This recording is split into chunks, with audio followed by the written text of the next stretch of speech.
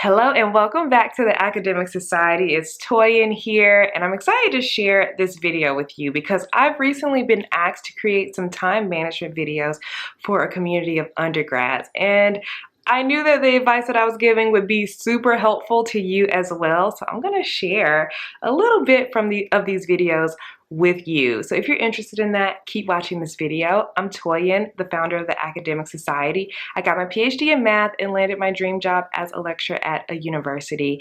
And I also create these videos about time management, productivity for grad students and academics. So first video clip that I want to share with you is all about why your to-do list may not be working for you. So if you found that to-do lists don't work for you, maybe you're making some of these mistakes. Hi, I'm Dr. Toyin Ali. I got my PhD in math. I landed my dream job as a lecturer at the University of Georgia. And I also have a platform called the Academic Society where I help grad students and academics with time management, productivity, and self-care, as well as like the academic lifestyle, how to manage it all. So I'm very excited to share some of my time management tips with you because I think it's super helpful where you are now. And these tips can take you throughout the rest of your life. So I fully believe in planning, goal setting, and being prepared for the day ahead and not just letting everything just come at you and get super overwhelmed. So every single day, I love to start my day with a to-do list. I take about 5 minutes and I sit down and think about my day in full. And then I just start writing what pops in my head, what things I think I need to get done. I check my email, check my syllabus, I check my calendar and see, okay, what's coming up? What should I be working on for today? And I think to-do lists are so important. However, not all to-do lists are created equally. There is a wrong way to create a to-do list. And if you are creating a to-do list in the wrong way, it can actually have the opposite effect and actually make you unproductive. It will reduce your productivity for the rest of the day if you start off with a bad to-do list. Now, I do believe just having a to-do list is great, but you do want to make sure you're not wasting time and you do want to make sure that your to-do list is working for you. So I'm going to share in this video 5 reasons your to-do lists are making you unproductive. So again, I do recommend, especially if you have a lot on your plate, to start your day with a to-do list. Why? Because to-do lists are amazing, help you not forget things, and it's nice to just get everything out of your brain so you don't have to waste brain space and energy during the day trying to remember, what do I need to do next? And you don't have to worry about forgetting things. All right, let's talk about the first reason why your to-do list may be making you more unproductive. So the first reason is that you have too many things on your to-do list. And yes, I did say, just write everything down. That's not where the to-do list ends. All right, so studies have shown that if you have a lot on your to-do list, like 10 to 15 things, the more you have on your to-do list, the less likely you're able to get any of it done because just seeing it is just too overwhelming and it'll cause you to procrastinate and just avoid the to-do list altogether. So I highly recommend having 3 to 5 things on your to-do list. I know it seems like a lot needs to get done, but realistically, can you get more than 3 to 5 things done in your day? So my first tip is to keep your to-do list realistic, like only putting things there that you can actually do for the day so that you don't end the day feeling disappointed in your progress. But I know what you're thinking. What if you have more than 3 to 5 things that you need to get done in the day? That's where my next tip comes. So the second reason why your to-do list may be making you unproductive is you aren't prioritizing your to-do list. So it's very tempting to just say, all right, brain dump everything. This is my to-do list for the day and start checking things off. Not every task on your to-do list has the same level of importance. Some things are more urgent. Some things take longer to work on. Some things, you have to have due. Some things you just want to get a head start on. So not everything is created equally. So I highly recommend prioritizing your to-do list. So the way I do that is I write everything I think I need to get done, and then I look at my list and think, what are the top 3 things on this list? What are the 3 things that I really need to get done today? These 3 things should be, if you get to the end of the day and you've only done those 3 things, you feel productive for the day. So you have to choose wisely. So prioritization is key. So what I do is write the whole list of long things and then come back and maybe highlight the top 3 or reshuffle and create a new list.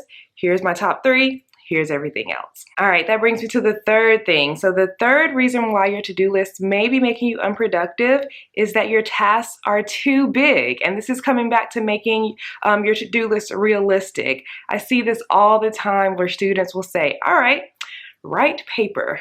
And that's on the to-do list. That's a huge task. Like, are you realistically gonna write a whole paper in one day? That is a lot. And what if you get to the end of the day and your paper isn't done? You still have that big thing on your to-do list that you haven't done. And so it makes you feel like, oh no, I actually didn't complete anything. But in fact, there are way smaller tasks inside of that big task that you probably have gotten done. So I recommend breaking down big tasks into smaller subtasks. So let's use the example of writing a paper. All right, so what are some smaller steps inside of that? I haven't written a paper in a while, so this is what I would think. Maybe like read the assignment. That's a task.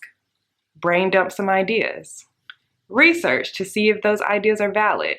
Find some sources. Create an outline. Write an introductory paragraph. Write your body paragraphs for each topic. Write your conclusion.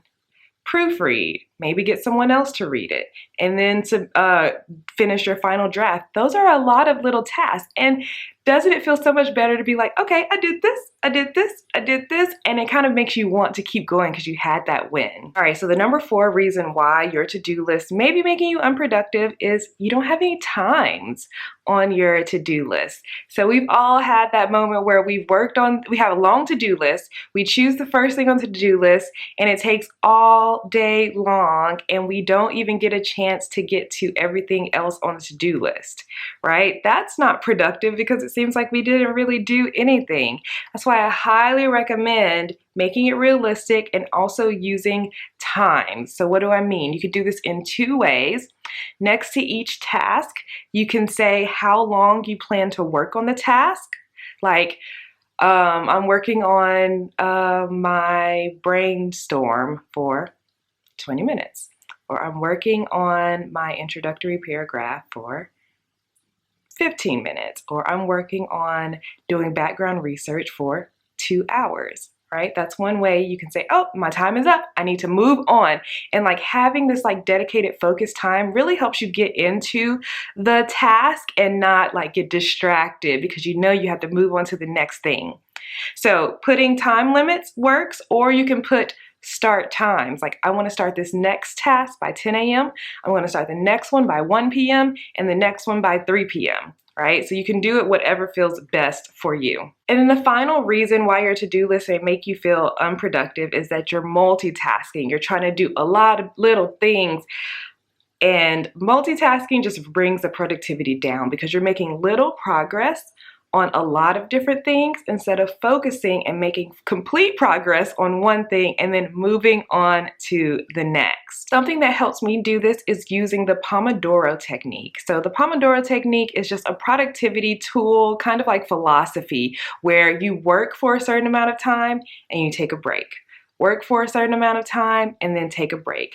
Typically it's 25 minutes. So you would choose one small task to do and say, I'm gonna do this one thing for 25 minutes and spend that 25 minutes completely focused on that task. And then after it's over, take a 5-minute break. If you're still working on that task, say, okay, I'm gonna continue working on it for the next 25 minutes. Take a 5-minute break. And when you're done, you can set a new goal. This is the new thing that I'm working on for 25 minutes, and then take a 5-minute break. And after you've done about 3 or 4 Pomodoros, take a bigger break, like 30 minutes to an hour. And that really helps to keep you refreshed. It helps you focus and it helps keep you motivated, and it reduces distractions because you have a certain amount of time to work on something. You're not like off like, oh, well, let me check my phone. Oh, or thinking like, this is gonna take all day, so I might as well take some time to be on social media. No, it just takes 25 minutes so you can really focus down.